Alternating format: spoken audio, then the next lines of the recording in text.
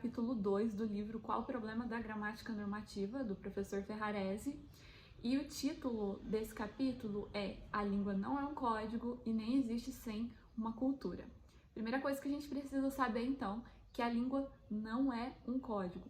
Porém, se a gente for procurar nas gramáticas normativas, a primeira definição que a gente vai ter de língua é que a língua é um código, tá? Então vamos entender o que é um código, para a gente entender então por que a língua não é um código.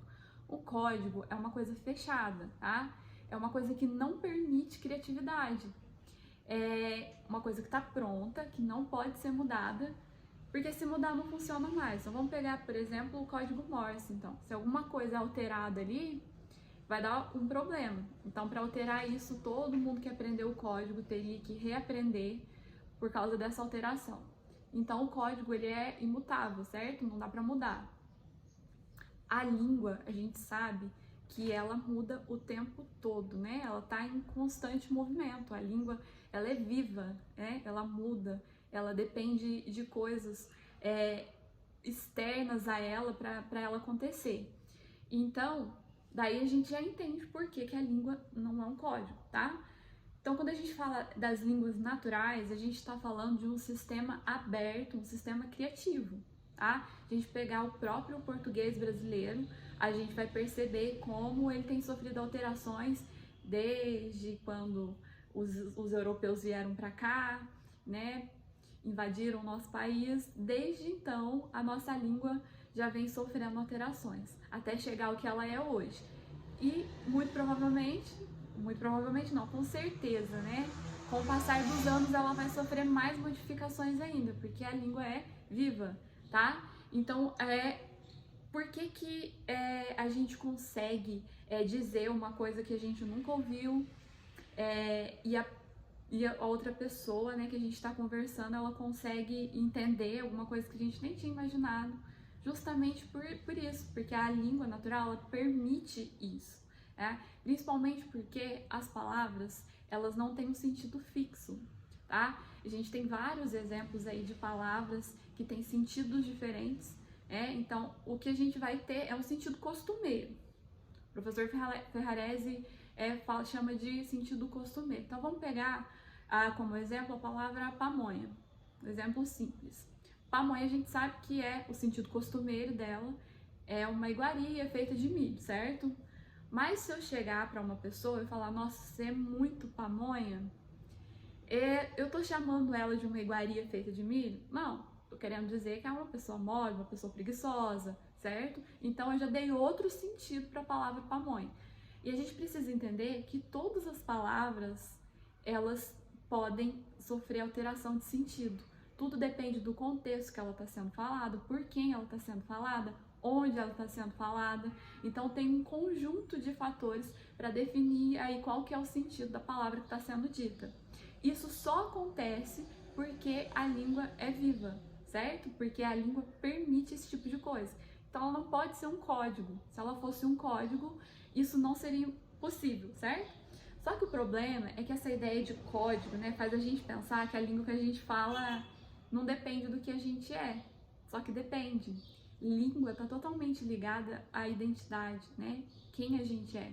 Quando a gente entende isso, que a gente percebe que a nossa língua tem a ver com o que a gente é e a gente usa a língua para expressar isso, aí as coisas começam a fazer mais sentido pra gente. Porque a língua é um sistema aberto, como eu já disse, e ela se constitui em nós e por nós, certo? Então é a gente que faz a língua, certo?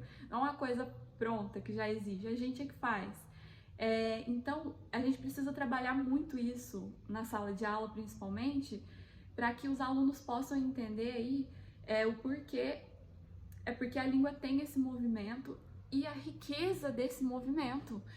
Porque qualquer lugar do país que a gente for, a gente vai ver dialetos diferentes, a gente vai ver sotaques diferentes, a gente vai perceber que uma palavra que aqui tem um sentido, tem outro sentido em outro lugar. Se a gente pegar mandioca, por exemplo, aqui é mandioca, em outro estado é aipim, em outro estado é macaxeira. Então isso é riqueza, né? O nosso jeito de falar é rico, independente de qual seja.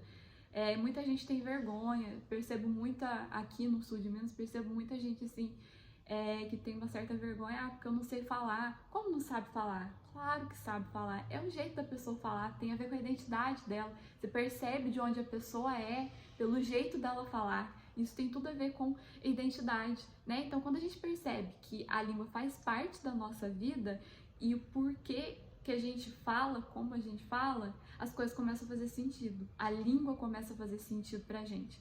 E o aluno, ele precisa de sentido para ele conseguir entender. Ele precisa entender que o jeito dele falar não é errado, que o sotaque que ele fala não é feio, tá? Que o pai dele, a mãe dele, o avô, a avó não fala feio, não é errado o jeito de falar, tá? Tem a ver com identidade, isso faz parte de quem a gente é, de quem eles são, certo? Então, quando a gente começa a entender de onde que vem essas marcas, né, que são as marcas identitárias, a gente entende que não há necessidade de ter essa vergonha por conta disso, de estar ligado à identidade da gente. Então, o ensino de língua portuguesa, ele tem que estar entrelaçado com o ensino da valorização da cultura, certo? Então, tem que fazer sentido para o aluno precisa entender como é que a cultura age ali nessa questão da língua, tá? Porque os alunos, eles não sabem o porquê que a maneira deles falar é considerada ruim, né? Porque a gente percebe, ai, dona, eu não sei falar não. Ai, professora, eu não sei falar chique que nesse povo fala não. A gente escuta muito isso. Então a gente precisa ensinar a valorização, ensinar eles a valorizar e por que eles falam, como eles falam, por que é considerado ruim e que não faz sentido o jeito deles falarem ser considerado ruim. Então eles precisam entender isso, certo? Que a forma tradicional de ensinar a língua deixa tudo isso muito vazio.